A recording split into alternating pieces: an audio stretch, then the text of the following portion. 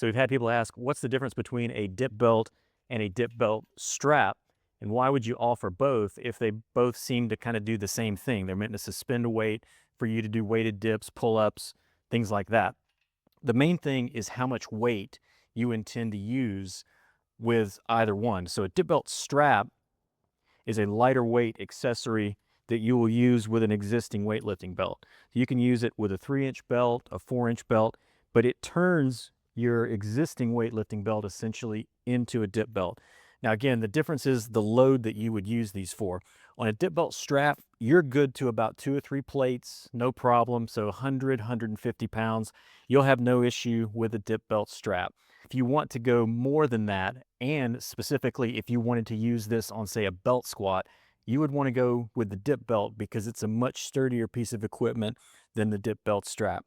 This is one of our oil dip belts. We have several different varieties of dip belt that you can see on our website, but this is what you would want to use if we're going to use in excess of, say, 3 plates, or if we wanted to use it with a belt squat. This is sturdy enough to handle that kind of weight, whereas a dip belt strap is meant to handle lighter weights.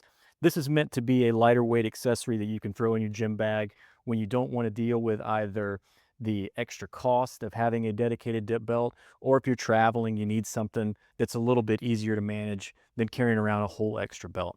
So that's the reason why you would choose a dip belt strap over a dip belt and vice versa. The key is how much load do you intend to use? As far as the different types of dip belts, they are all plenty strong to handle belt squat machines. So there's not really any relative difference in strength between the different types of dip belts. It's just that once you jump up to that level of using, say, several hundred pounds, you're going to want the dedicated dip belt as opposed to the dip belt strap.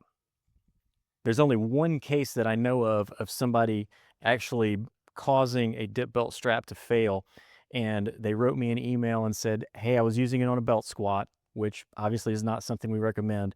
And he said, I did break it. It was my fault. Just so you know, it made it to 500 pounds before it broke. So again, this will be plenty strong for most anything that anyone wants to do in terms of weighted pull-ups, weighted chins, weighted dips. But if you want to go to that next step of an actual belt squat, many hundreds of pounds, again, the dip belt is the way you want to go.